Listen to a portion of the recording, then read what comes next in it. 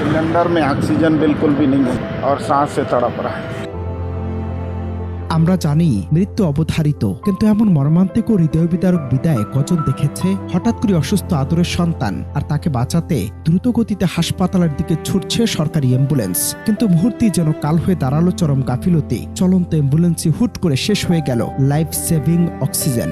বাতাস আর অক্সিজেনের অভাবে ছটফট করতে করতে বাবা মায়ের কোলে ঢলে পড়ল 21 বছরের এক তরতাজা তরুণ। চোখের সামনে সন্তানকে তিলে তিলে মরতে দেখার এই দৃশ্য সইবার সাধ্য কি কোনো বাবা মায়ের আছে? মধ্যপ্রদেশের পান্ডোলা জেলায় ঘটে যাওয়া এই মর্মান্তিক ঘটনা এখন শোক আর ক্ষোভে ফুঁসছে পুরো দেশ।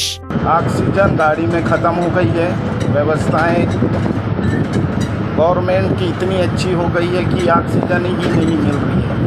সংবাদ মাধ্যমের প্রতিবেদন বলছে, সুনেরামাল গ্রামের বাসিন্দা 21 বছর বয়সী তরুণ অজিত বারাইয়া দীর্ঘদিন ধরে কিডনি রোগে ভুগছিলেন। ঘটনার দিন তার শারীরিক অবস্থার অবনতি ঘটলে পরিবারের পক্ষ থেকে তড়িঘড়ি করে সরকারি অ্যাম্বুলেন্সের ব্যবস্থা করা হয়। ভাইরাল হওয়া ভিডিওতে দেখা যায় বাবা মায়ের মাঝে বসে তীব্র শ্বাসকষ্টে ছটফট করছেন অজিত। মুখে অক্সিজেন মাস্ক ঝুললেও তাতে কোনো গ্যাস ছিল না। বাবা মা অসহায় চোখে চেয়ে রইলেন, কিন্তু অ্যাম্বুলেন্সের শূন্য অক্সিজেন সিলিন্ডার তাদের কোল খালি করে দিল নিমেষেই। इस वक्त उनके माँ बाप दोनों एक एक साइड है और ऑक्सीजन गैस सिलेंडर में ऑक्सीजन बिल्कुल भी नहीं है। चालू करके देख लिए नहीं और सांस से तड़प रहा है। বুক ফাটা কান্না সামলে মৃত তরুণের বাবা জানান, অ্যাম্বুলেন্স ডাক দেওয়ার 1 ঘন্টা পর গাড়ি আসে, আর মান্ডোলা জেলা হাসপাতালের মাত্র 3 কিলোমিটার পথ যেতে অ্যাম্বুলেন্সের অক্সিজেন শেষ হয়ে যায়।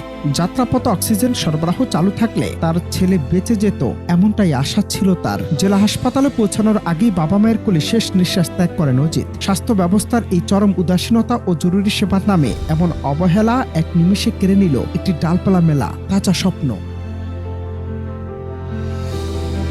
সামাজিক মাধ্যমে ভিডিওটি ছড়িয়ে পড়তে সমালোচনার মুখে পড়েছে স্থানীয় প্রশাসন। খবর পেয়ে নড়েচড়ে বসেছে স্বাস্থ্য বিভাগ। স্বাস্থ্য আধিকারিক ডিজে মোহন্তি জানিয়েছেন, বিষয়টি নজরে আসার পরপরই 4 সদস্যের একটি তদন্ত কমিটি গঠন করেছে তারা, এবং দ্রুত রিপোর্ট জমা দেওয়ার নির্দেশ দেওয়া হয়েছে। কিন্তু প্রশ্ন হলো, তদন্ত কমিটি আর আশ্বাসের ভিড়ে কি ফিরিয়ে দেওয়া যাবে সে 21 বছরের তরুণের জীবন?